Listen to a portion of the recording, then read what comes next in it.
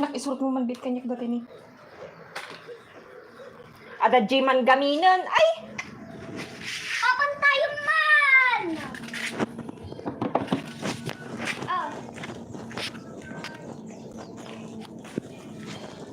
Ang nga nasulpong apeng. Tagkadkadwata. Alam di kapi ni mama. Pasti pang pwede kapik joy.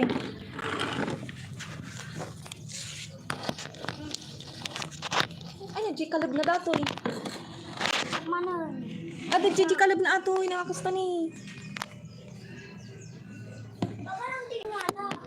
Pakipakasti mo man anak ko na.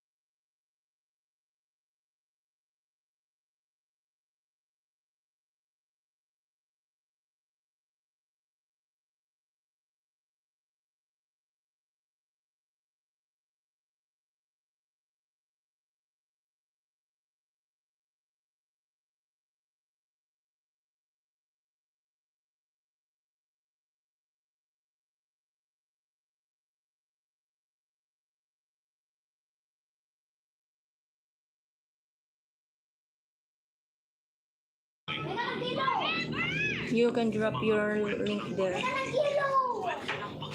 Thanks for the thumbs up, sir. Di pa lang galing din si CR. Ang kagbugujikin ni Ate Monteng. Huwag mo kasing inaaway ah. Ang sabi nila ay makikilalang Ano to yung pen? ugali ng isang tao kapag nakasama mo na siya sa isang bahay, sa isang kwarto. Ang sabi nila, dapat ay ihanda mo na ang sarili mo sa mga bago madidiscover mo sa taong ito. Oras na makapag-desisyon kayong pareho na magsama na sa isang bahay. Marami ng sububok na makipag-live-in. Marami ang nagtagumpay at nagawa ng gawin. Wood. Pagkakaiba nila ng Wood. taong kinakasama nila. Pero marami din ang Cauliflower. nagtaas ng mga kamay para subuko na. Dahil ramdam nila. Ang taong kinakasama nila ay hindi para sa kanila. Sa ating kwento ngayong araw, ano nga ba ang piniling gawin ng ating mga bida? Sumulong ba sila sa naging plano nilang pagsasama?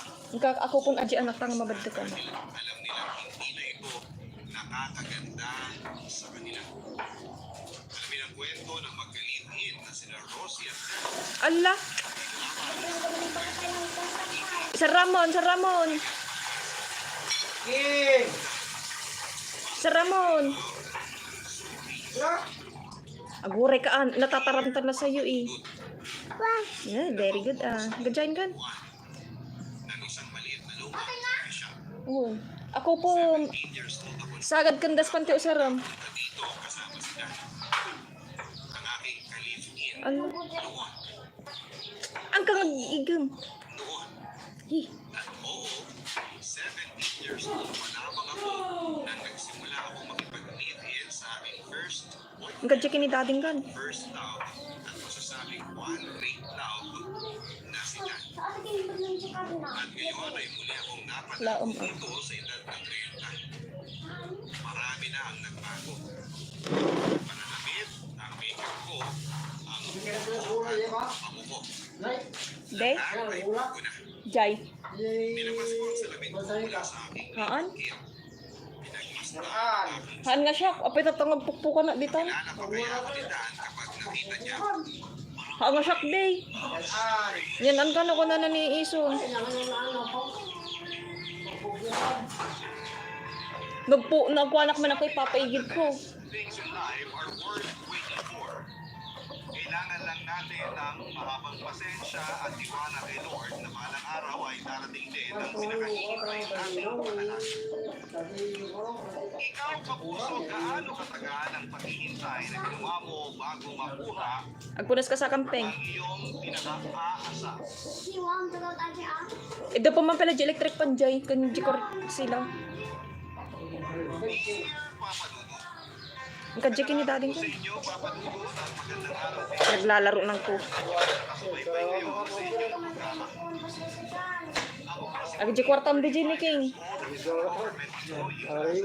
mga tungo ko sa anim magkakapatid, engineer ang samantalang housewife naman ang mama ko.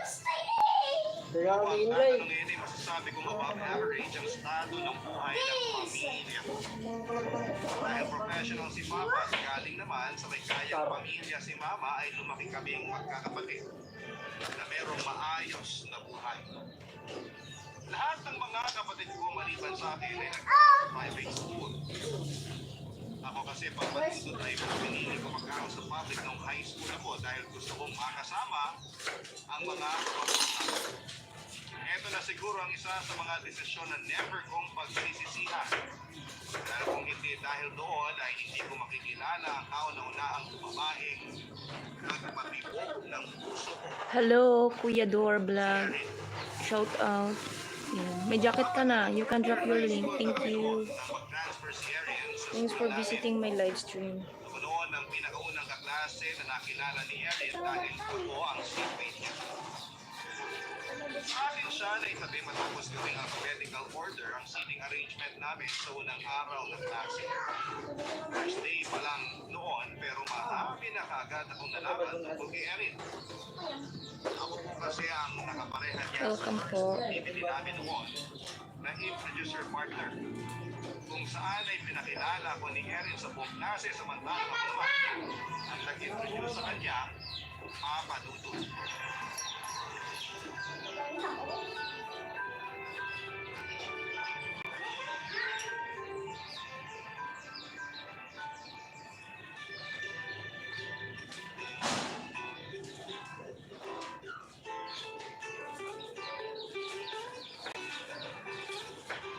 Ano ulit gagawin? I-interviewin daw natin ang isa't isa Para saan? para sa introduction. One by one, magpapakilala tayo sa akin pero imbis na ipakilala mo sarili mo, ipapakilala mo yung partner. Which is, Pati na kaya! Buong klase? Eh, pasusunod niya na lang. Si Electat na! lalo na dito sa English class. Magsisimula. Tatanungin kita tapos magtatanong ka naman ng kahit ano tungkol sa akin. Ano lang kasimple. Mas maganda siguro kung magsimula muna tayo sa pangalan. Erin. Ako si Erin. Ikaw. Okay, pero tinatawag sa akin ng mga kaibigan ko. Ikaw, may nickname ka rin ba? Wala eh. Erin lang. Wala namang tumatawag sa akin sa second name. Ganun ba? Erin Angeline kasi ang buong pangalan ko. Uy, mas bagay sa'yo yung Angeline. Ako, Joaquin lang talaga. Wala nang pangalawang pangalan. Di ba transferring ka? Oo. Galing kaming Cavite. Ba't naman kayo lumipat dito? Wala naman talaga kaming permanenteng bahay. Noon, nasa Batangas kami. Tapos lumipat sa Lucena. Tapos sa Cavite. Ngayon, Laguna naman. Bakit? Dahil ba sa trabaho ng mga magulang? Trabaho ang nanay ko. Sumasideline lang siya. Hindi ko alam kung buhay pa o patay na. Dalawa lang kami ni nanay na magkasama, kaya madali lang kami makalipat ng tinitirahan. Bakit naman kayo lumipat dito sa Laguna? Hindi ko alam. Masyado na yatang madaming utang si nanay, kaya ayun, tinakasan niya yung mga pinagkakautangan niya. Buti hindi kayo pinapulis ng mga tinakbuhan niyang tao. Sanay na si nanay sa mga ganun. Bawat probinsya yata rito, wanted siya sa dami ng utang eh. Tapos kada bagong lugar, bago rin ang pangalang ginagamit niya. DJ Maharot, Dan connect, please. Danica, Bernadette, Connect to you, please stay connected. Kaya nga minsan, hindi ko na siya tinatawag sa pangalan eh. Ang scammer naman ang labas ng nanay mo. Lahat gagawin nun para sa bisyo niya. Di baling wala kaming kulang, basta may pagbili siya ng bisyo niya. Ano bang bisyo ng nanay mo? Huwag mo nang alamin. Eh, ikaw, mukhang mayaman ka. Ako? Hindi ah. Relo mo pa lang, mukhang mamahalin eh. Pinagmamahal lang ng kuya ko to. Huwag ka ba ng nanay? Sa bahay lang si mama. Si papa naman, engineer. Mayaman nga kayo, engineer tatay mo. Sakto lang naman. Pero hindi naman kami mayaman na mayaman. Sa bagay, nasa public school ka nga eh. Di ba nga?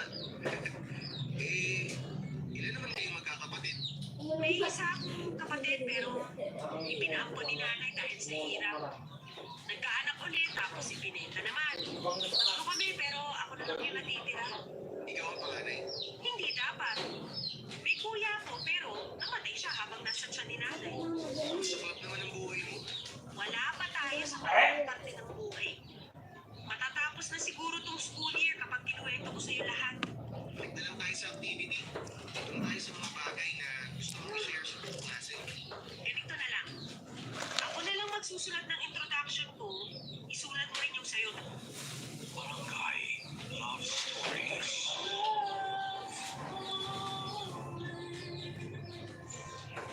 Dear Papa, magandang tanghali sa inyo at sa mga kabarangay natin na kagaya ko ay araw-araw nag-aabala sa inyong programa na Barangay Love Stories. I'm Isabel, 25 years old at nagtatrabaho bilang cashier sa isang department store dito sa Marikina. Sobrang enjoy talaga akong makinig sa mga sulat na binabasa ninyo at madalas ay naiiyak pa ako hindi lang dahil sa kwento o hindi dahil na rin sa galing ng inyong mga aktor. Pero naisipan ko rin na magbahagi ng kwento ko ngayong araw. Mapatutot na kilala ko si Kate kung saan ako nagtatrabaho dati bilang sales clerk. Magka-batch kami sa trading at siya ang una sa mga pinaka-naka-close ko. Ang dami kasi namin mga bagay na napagkakasunduan. Mga damit, makeup at pati na rin pagdating sa tipo ng lalaki. Nadatuwa rin talaga ako nang maging magkapareho ang schedule namin sa trabaho. At dahil doon papatulot ay mas lalo kami naging close. Sa isa't isa.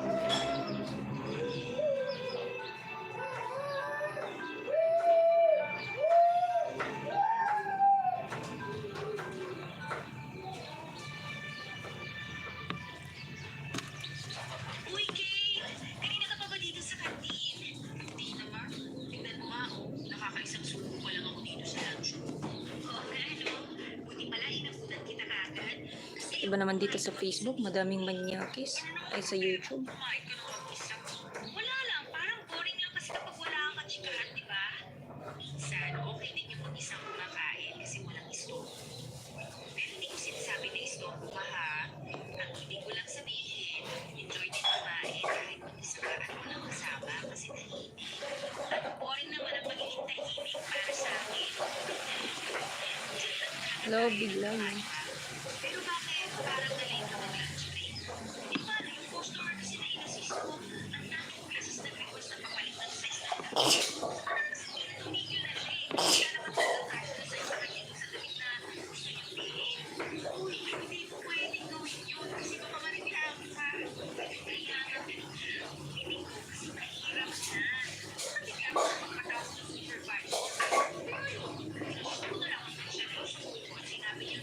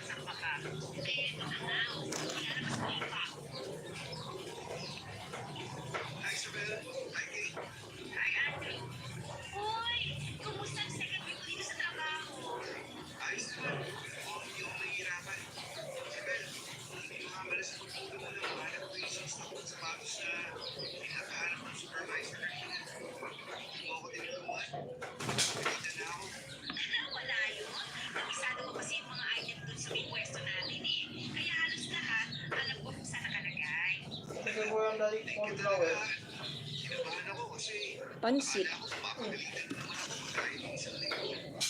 Babawi na lang ako sa'yo next time. Iwan mo na yan dyan. Ako na lang. Lunch break natin. Ano ka ba? Hindi mo na kailangan gawin yun. Basta, babawi ako sa'yo. Sige, babalik na ako sa trabaho at baka ma-overbreak pa ako.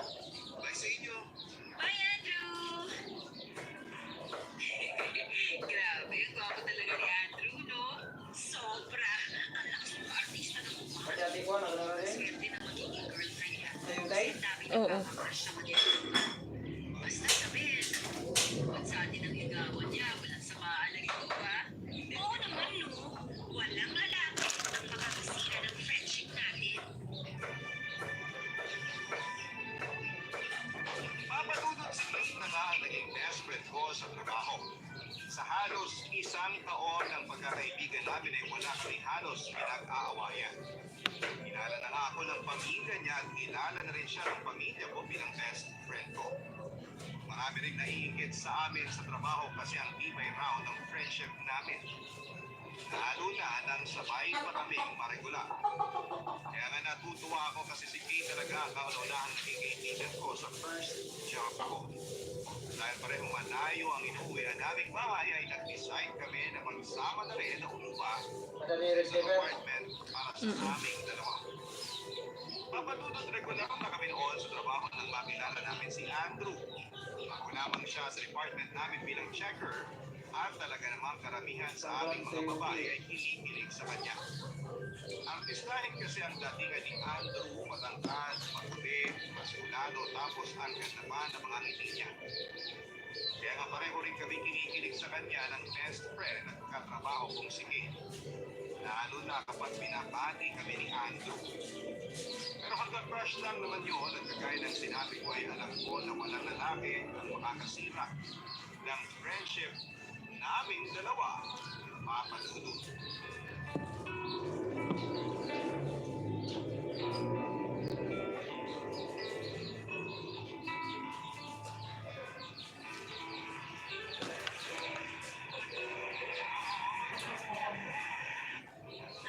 Si Andrew yun, ano ba yan?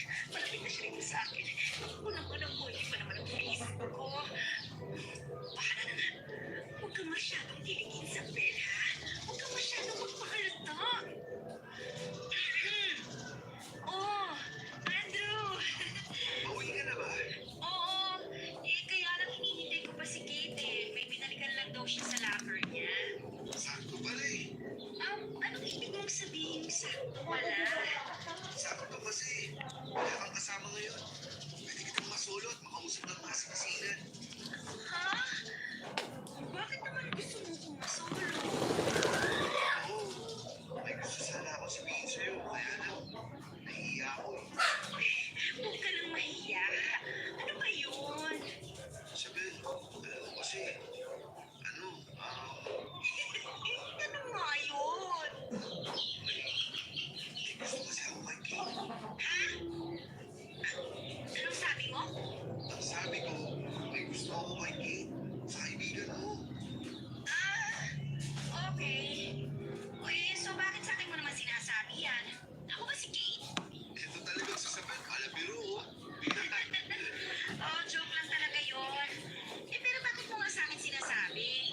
Pwede mo namang diretsyo na lang kay Kate yan. Nahihiya kasi ako. Ang tahimik kasi palagi ng kaibigan mo, kaya natutorpe tuloy ako. Kaya, hihingi sana ako ng pabor. Ilakad mo naman ako kay Kate. Tulungan mo ako naligawan siya. Ano? Nagpapatulong ka pa sa akin na ligawan si Kate ngayon? Hindi, ang ibig kong sabihin, sige ba, yun naman po pala eh. Talaga? Tutulungan mo na ako sa kanya? Oo nga, para namang matatagyan kita. Thank you talaga, Smel. Pero, may isang pabor pa sana akong hihingi. Ano na naman yun? Pero sige, ayos lang. Ano ba yun? Ipapabili ko sana itong paper bag sa kanya. Kita ka naman yan. Kanina ko pa talaga gustong iabot sa kanya, kaya lang. Natutorpe talaga ako eh. O sige, ako nang bahala. Ilocosur. Halika, bili ka dito. O sige, alis na rin ako at baka bigla nang dumating si Kate. Chat mo na lang sa akin kung anong sasabihin ni Kate kung nagustuhan ba niya tong cake na pinabibigay ko sa kanya. Sige salamat. Bye, Isabel. Bye din. Ingat ka, Andrew. Papadudot madalas na ma-assign si Andrew daw kasi alam niya raw na mas maganda ako sa kanya. Halong biro yung sinabi niyang iyon, papadudot, at alam ko naman na totoo rin yun. Taga saan ka, sir? Kaya nakakala ko ay may gusto talaga sa akin si Andrew. Hindi lang naman kasi ako o si Kate ang nakakapansin na madalas akong kinakausap ni Andrew papadudot. Pati na rin yung mga ibang katrabaho namin. At nang lapitan niya ako para sabihin na may ipagtatapat siya sa akin, nakala ko talaga ay tungkol na yon sa feelings niya para sa akin. Ngayon pala, tungkol yon sa feelings niya Layo. para kay Kate. Hindi pa ako nakapunta At dyan. naaminin ko na medyo nasaktan din ako noon dahil umaasa na nga ako na sa akin siya may gusto. Pero ang nasa isip ko noon ay tutukan ako sa pangako namin kay na walang friendship na masisira ng dahil lamang sa isang lalaki, papadudot. Ilocano din. Pangasinan mo, Ilocano din. Ang tungkol sa sinabi sa akin ni Andrew na may gusto ito sa kanya ay nakita ko na nagtigil siya ng hilig na nararamdaman niya. Siguro kasi alam niya nga na may gusto ako kay Andrew tapos pati siya ay in-expect na rin na sa akin ito may gusto. Kaya nga tinanong niya para ako kung ayos lang ba talaga na magpaligaw siya kay Andrew. Siyempre, kagad ko naman sinagot na okay na. Ayoko naman maging kontrabida ako sa isang totoong kwento ng pag-ibig. Kaya nga pumayag na rin ako sa request ni Andrew na tulungan ko siya sa gagawin niyang panliligaw kay Kate. Papadudot sa totoo lang ay si Andrew talaga ang tipo ng lalaki na ideal man ko. Bukod sa gwapo talaga siya, yung ugali niya rin ang nagustuhan ko sa kanya. Nang matuloy nga ang panliligaw niya kay Kate ay doon ko siya mas lalong nakilala. Ilocosur po. Oras kasi Hello, welcome to my live stream. sinasama din ako sa date nila. Nakita ko kung paano siya maglambing at maging gentleman kay Kate. At hindi ko talaga mapigilan ang sarili ko na makaramdam ng selos. Kaya naman hindi na lamang ako sumasama sa mga date nilang dalawa, papadudot.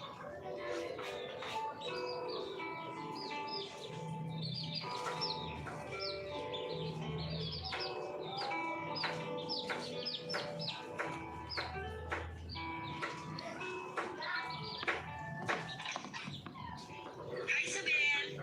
Ay, buti naman at nakauwi ka na. Kasi kanina pa ako inaantok sa text sa'yo. Sorry, nasa lang pag yung susi ko dito sa apartment. Kaya nakalimutan kong dalhin. Maliit na Ayos bagay. na. Halika, pasok ka na. Thank you talaga, Isabel, ha. Patuloy kakahintay mo sa akin. Ayos nga lang. Ano ka ba? Pero sa Ala. kumain ka na. Pidutom nak, pidutom nak. Nak, pidutom. Pa ako kasi nagkakabi ni Andrew kanina. Ito nga, oh. Pinag-take out kita ng pagkain. Pidutom man dyan, tinlag na. Bukas ko na yan makakain. Baka kasi kung wala pa, kapag kumain ulit ako ngayon eh.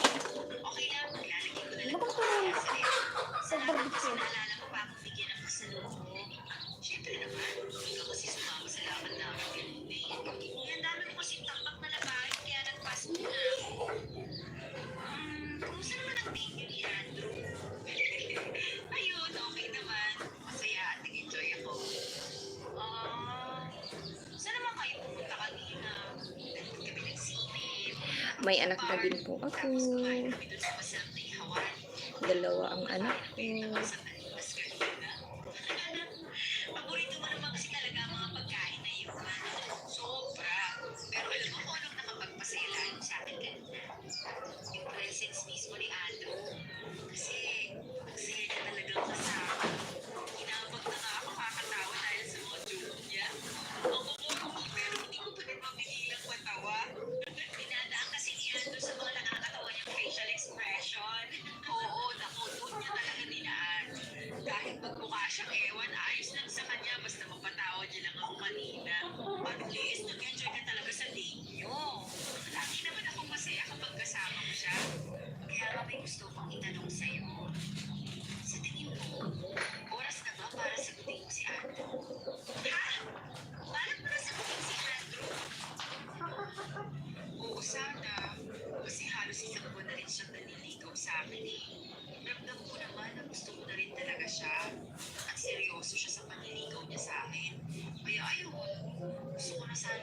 official ang relasyon namin dalawa.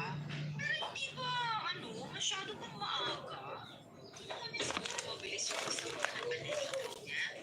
Saka, Ay, nasa Europe ka. Sir, baka gusto mong magpanding. Pamembir. Or kahit $1 lang. Palipad. Ang hirap sumahod dito. Kaloko. $13 na lang kulang ko eh. Lapit na yung birthday siya. Baka naman, Mother's Day din bukas. pakiramdaman mo muna bago ka kumuha ng desisyon na pwede mong pagsisihan sa huli. Alam mo, tama ka. Hirap na kasi makakasaktan pa ako sa kanya. Dapat talaga naman sinanarin ko siya mabuti. Isabel, thank you kasi palagi mo binibigyan ng mga isip mo. Yun sa may comment, click mo lang yung $1 sign. Yun. Iwasan mo lang Sige na sir, tulungan mo ko. Pa-birthday mo na. Mapalutong nagkaroon naman ako ng boyfriend at ibang maniligaw noon. Sabi ko na wala ang ginawa nilang effort. Sa ginagawang effort sa paniligaw ni Andrew, Grabe ka naman. Hindi ka lang sanay kasi noong panahon wala pang cellphone. Ako hindi pa rin ako marunong mag-computer eh. niya rin si Kate mula sa apartment namin para sabay na silang pumasok sa trabaho. Tapos ay palagi rin siya nitong pinupuntahan kapag rest day nila. Mahilig din gumawa ng mga maliliit na sorpresa at magbigay ng regalo si Andrew sa kanya. Kaya naman masasabi ko na swerte talaga si Kate ni Andrew. At hindi rin totoo na hindi ko pa nakikita o nararamdaman ang sincerity ni Andrew sa kanya. Sinabi ko lang yun dahil nasiselos. Para na rin hindi muna siya communicate si Andrew. Pero hindi nagtagal dahil na rin sa effort na ginagawa ni Andrew sa panliligaw. Sinagot na rin ito. Uy, may Gcash ako.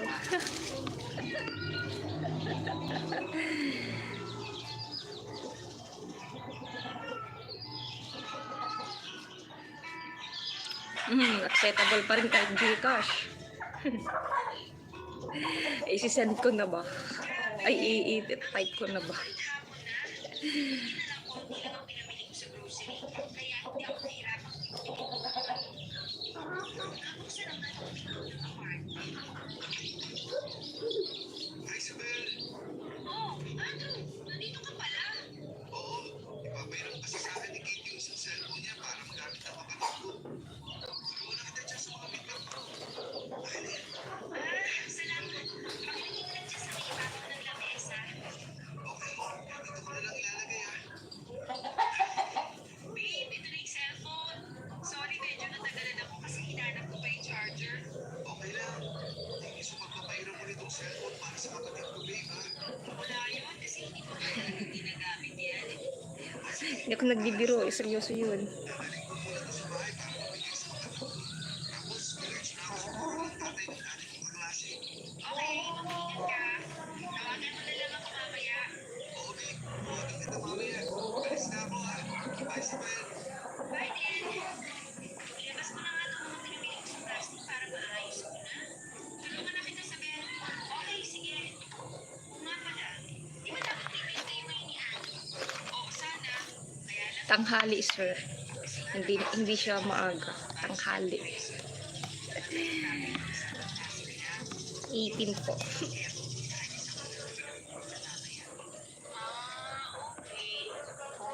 Pero bakit mo naman binigay yung isang cellphone mo sa kanya? Sabi mo man siya wala akong masalaman. Saan ka nga ulit dito sa Pinas, sir? Kulang. Magkakapit-bahay lang kita. Kapatid niya. College na yun, kaya kailangan Pang ganun lang. lang ng mga klase niya. Chat. Sabay talaga ng friend ko. Itang-itang. Habang ibon. Inaalala ko na isa pa pala akong cellphone na hindi ginagamit.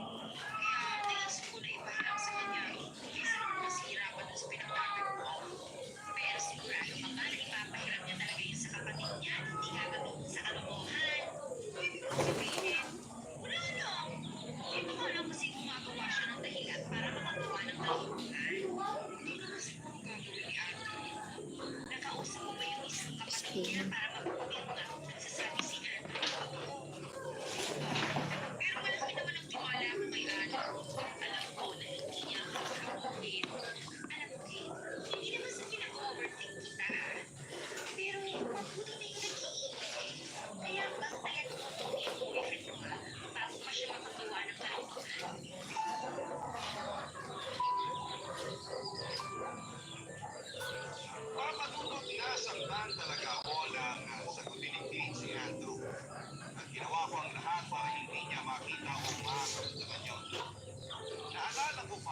excited siya umuwi doon sa apartment at excited rin sinabi sa akin ng boyfriend na niya si Andrew. Lastines. Ako kasi ay palagi kong niya noon una. Hindi ka raw niya nakikita ng sarili niya na romantic na restaurant. Ako sa every night, nandoon. Ang kumanta. Ang sarap daw ng maraming tao ay tinanong ni Andrew kung kaya siya nitong maging kanya pinagayang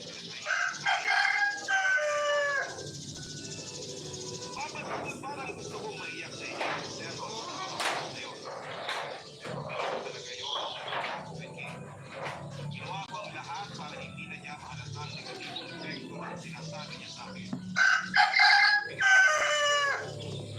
Kaya ako kasi ang ko na masaya ang gusto niya. Kaya lang, may mga bagay ako na hindi mapigilan na tumingon. Yun, kaya dahilan sige. Para mag-isip ng hindi maganda.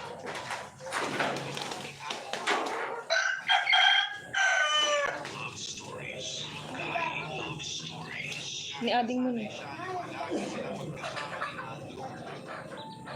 Ang sabi ko sa kanya, kung seryoso si Andrew ay gagawa ito ng paraan para magkita at magkasama sila. Kaya hindi talaga ito madalas na nakakatalaw sa apartment namin. Hindi sila madalas na nakakapagsin. Ang ginamit ko ang pagkakataon na yun para guluhin ang relasyon ng dalawa. Alam ko na mali talaga yun, pero nahihirapan ako kapag nakikita ko na masaya silang dalawa. Kaya naman, sinabi ko kay babae sila. Kaya naman, mabawasan ang oras. Thanks for the thumbs up, sir. Sinabi ko na kung siya ni Andrew ay hindi nito kaya na mawalan ng oras sa kanya. At kung wala siyang ginagawang masama ay palagi akong mag-a-update sa kanya. Dahil nga sa mga sinabi at ginawa ko na yun ay dahil na nga sa pagsusulo. Ang relasyon nila ng dalawa ang mapagsusulo.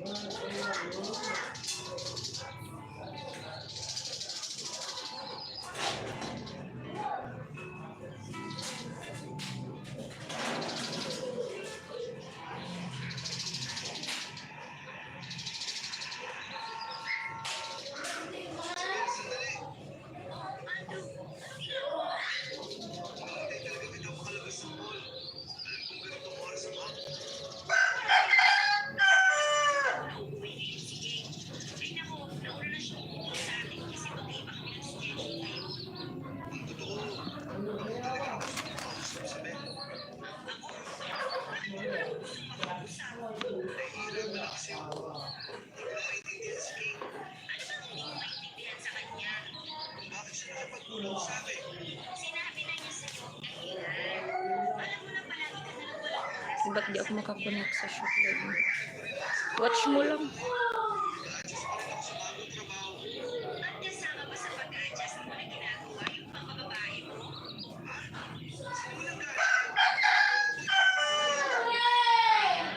Kasi hindi kasabay mong babae na palabas doon sa may pinagtatawanan mo. Pinagtatawanan ka namin ni Kate. Ang sweet-sweet yung mga nagtatawanan habang naglalakad kayo eh. Sinabi ko na tatrabaho ko lang yun, di ba? Pinaliwanag ko na rin yan kay Kate. Kaso nga, hindi niya makinig sa akin. Gusto niya pa rin na magpapagdalawa kahit ayaw ko. Pero Sabel, maniwala ka sa akin. Katrabaho ko lang talaga ang babae na yun. Walang tayong tanong na mamagitan sa aming dalawa. Hindi naman ako ang girlfriend mo, pero ako'y pinugulo mo dito. Ayaw niya nga kasi akong kausapin.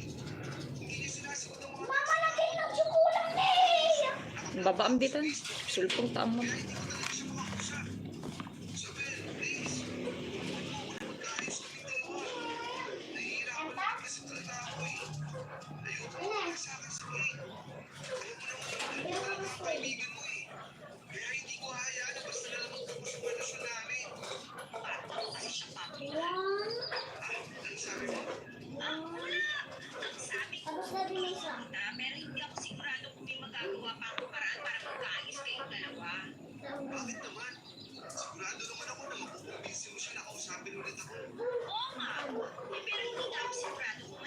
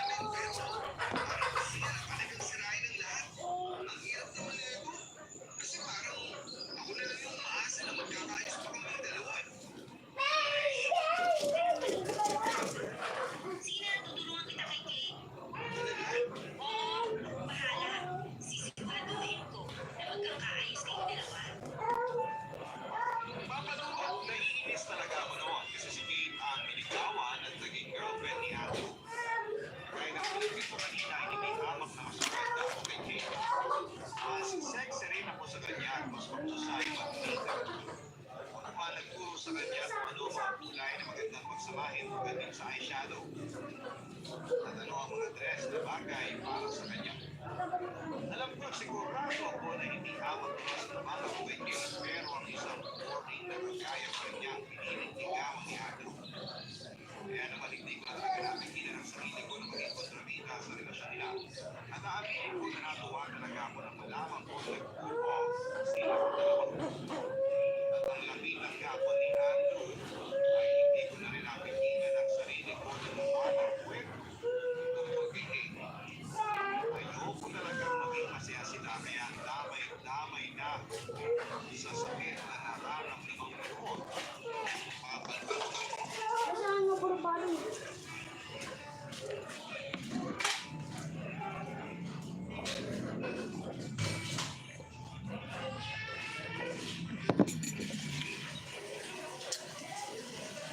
Sorry kayo na ako. Kahit ako, alam ko nangyari at makaaway si Rina bago nakatayo dito sa may waiting shed. Bakit ba ngayon ka lang nakalabas ng mall? Kinausap na kasi ako ng isang katrabaho natin. Nagre-request siya kung balik daw kami ng schedule sa susunod na linggo. Kailangan raw yung hindi ng maaga kasi nakapagpalit sa ospital yung anak niya. Kawawa naman, kaya ayaw pumayag na ako. Oo nga, kawawa naman. Kahit si Amy kung kinausap niya, baka pumayag daw. Parang walang mana na dyan. Holiday kasi ngayon kaya siguro hindi na pumayag. Sabagay, tama ka. Bakit ang lalim naman ang tutukin ng okay? Paalala ko lang si Daddy sa mga oras. Magkasama kami ni Hana. Hinihintay niya pang matapos sa shift para masabayan niya ako umuwi. So, namiss ko siya. Ganun. Normal naman siguro yun. Sabi, ano kaya ang kausapin ko na siya? Ano sasabihin ko naman? Tawag ko na siya. Wala naman siguro masama, di ba? Hindi naman tumigil si Andrew sa pagsuyo sa Talaga nga inyo sa lagi niya pa rin ako tinitext na nanahawakan kahit hindi ko sinasagot. Bakit nga ba? At hindi ko siya ginagawa. Minsan, nagpapadala ko siya ng pagkain sa akin. Dali ka sa order naman ng blade na. Ako mo. Matamaan ka dito. Matamang ayaw.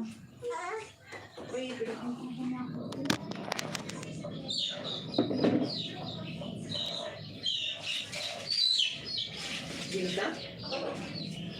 Opo. Opo. Yes, Isang beses ka lang naman natin narinig ang Opo, woman. hindi Opo. ko sinasabi sa'yo. No, opo. Ano natin? Grocery ako. Nakita ko ulit silang dalawa na magkasama. Sweet nga nila tapos naka-apply pa si Ana na babae. Hindi mo agad sinabi sa akin yan. Hindi ko rin kasi alam kung paano ko sasabihin sa'yo eh. Basta ito lang ang sigurado ko. Niloloko ka lang talaga ni Tano kaya dapat hindi mo na siya balikan pa. Sabi na nga ba, tama ang hinahanap ko. Sinahan mo talaga ako kay King, Isabel. Andrew? Ano ulit yung sabi mo kanina? Nakita mo ako na may kasamang ibang babae na inaakbayan mo ba? Grabe, ang galing mo rin talagang gumawa ng kwento. Teka, hindi ko maintindihan. Sabel, anong sinasabi ni Andrew? Kay, matagal na tayong niloloko ng kaibigan mo na yan. Matagal yan ang sinisira ang relasyon nating dalawa. Nung isang araw lang, kinausap ko siya para tulungan ako na makapagpaliwanag sa'yo. Pero ang hindi ko alam, puro paninira lang pala ang sasabihin niya sa'yo. O ano, Sabel? Tama ako, di ba? Matagal ka na may gusto sa akin. Kaya gusto mong masira ang relasyon namin ni Kay. Sabel, totoo ba yung sinasabi ni Andrew? Umamin ka na kasi. Matagal na kitang naaalata. Hindi ko na pinapansin nung una dahil kaibigan ka ni Kay. Pero tama pala talaga ang lahat ng inaala ko sa'yo. O ano? Sultan? Ba't di ka makapagsalita dyan? Umamin ka na. Sultan? Oo na! Opo. Tama lahat ng sinabi mo, Andrew. Pero nagawa ko lang naman yung kasi nasasaktan ako eh. Dahil mas pinili ko si King kaysa sa akin. Sarili ko Kahit yun, mas ha? naman tayo naging close. Kahit Sarili alam ko ko na yun, mas ha? nawa ako sa kanya. Pero hindi mo man lang ba naisip na nasasaktan din ako dahil sa ginagawa mo na yan? Sabel, tinuring kitang kaibigan. Tunay na kaibigan ko tapos ito lang palang igaganti mo sa akin. Ang sama ng ugali mo. Kung tinuring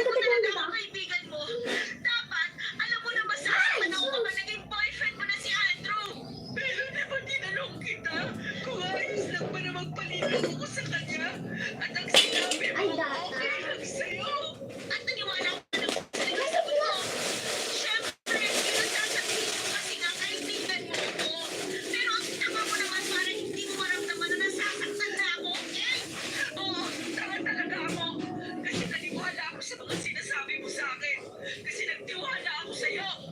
Huwag kang mag-alala.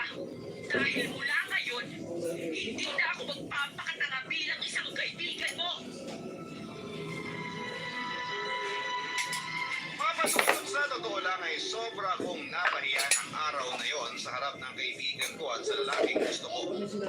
Hirap na hirap akong maghanap ng salita para makapagpaliwanag sa kanila kaya sinabi ko na lamang kung ano ang katotohanan. Na nasasaktan ako ng dahil sa kanilang dalawa kaya ako nagawa ang bagay na yun. Inamin ko na sa kanilang dalawa kung ano ang totoong nararamdaman ko para kay Andrew. Ayoko nang magpanggap at magpaka-plastic sa kanila at ayoko nang magpanggap na mabait. Siyempre, pareho silang nagalit sa akin papanuno. Ang dami ko pang masasabi na silang narinig mula sa kanila. Sinabihan ako ni Kate na napaka-plastic ko raw ng babae at napakagaling kumarte dahil napaikot ko ang ulo nila ni Andrew. Pareho ko silang naniniwala sa mga sinabi ko sa kanila. Kahit sila, magandang sagot sa akin. Ramdam naman daw niya una pa lamang na may espesyal akong pagtingin sa kanya. Pinaniwala niya lang yun dahil alam niya na kaibigan ko ang sige. Ibinigay niya rin daw sa akin ang tiwala niya. Wala ay nagpapanggap lamang ako ng kaibigan sa kanilang dalawa. Hanggang sa maiyak na lamang ako dahil sa mga panunumbat na ginawa nila sa akin. Umalis na rin sila noon at iniwan na ako mag-isa ang papanuno. Mag-isa akong bumiyahe pa uwi na umiiyak. Doon ko kasi unti-unting na-realize sa mga pagkakamali na nagawa ko. Paano ko nasira ang mga tiwalang ibinigay sa akin ng mga taong pinahalagahan ako. Kung paano ko nasaktan yung dalawang tao na tinuring kong totoong kaibigan. At kung gaano ko naging kasama sa kanilang dalawa. Naging nakasarili ako ng dahil sa inis at selos na nararamdaman ko po. Papadudod nang makauwi ako ng apartment dahil sa bakit na si Kate na mga Ayam. sinubukan ko po siyang kausapin pero nauwi lang sa pagtatalo ang lahat. Ang panunumbat niya sa mga nagawa kong kasalanan sa kanila ni Andrew. Muli ako nag-sorry pero ang sabi niya ay hindi na niya kayang patawarin ang maluwag dahil sa galit at sama ng loob na nararamdaman niya. Hanggang sa dumating na rin noon si Andrew sa apartment at sabay na silang umalis ni Kate. Nang pumasok ako sa trabaho, kinabukasan ay kalata doon ang ginawa kong munting ng paninira sa relasyon ni Andrew at Kate. Pinag-usapan talaga nila ako at nakarating sa akin ang masasakit na salitang pinitawan ng ibang katrabaho namin. Hindi na rin ako pinag-usapan ni Kate noon at isang buwan ang lumipas. Nang mag-decide ako mag-resign ng task trabaho para rin sa sarili kong peace of mind. Papatutuluyan ang nasira ang friendship namin ni Kate. Pero hindi man kami nagkaayos ay marami naman akong natutunan. Na kailangan natin ingatan ang tiwala na ibinibigay sa atin ng ibang tao. At hindi tayo dapat na nagpapadala sa galit, inis o selos na nararamdaman natin.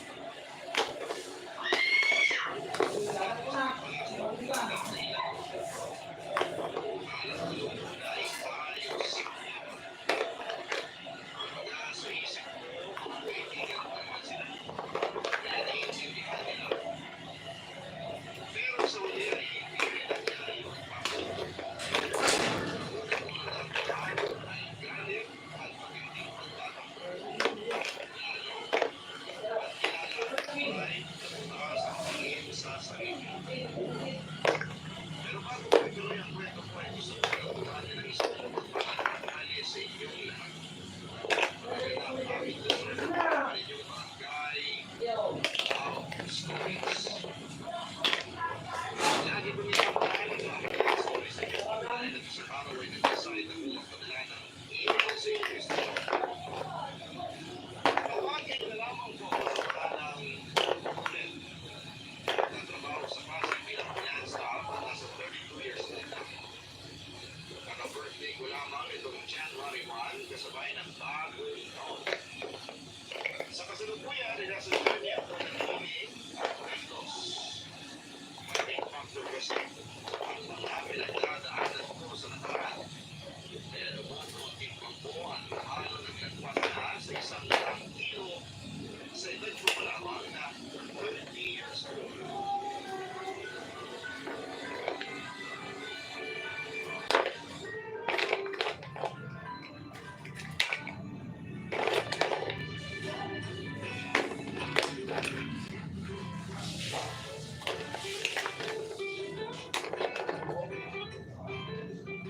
Grabe, hindi kami namang masarap dito. Lalaki ba yan? Sira! Bakit naman ako maghahanap ng lalaki? May boyfriend na akong tao. Meron nga, pero sila ulo naman. Hayaan mo na. Ako nga hindi na masyadong stress ang sarili ko sa kanya eh. Hindi ko lang mapigilan. Di mo kasi deserve na harap-harap ang pagmukhaing tanga.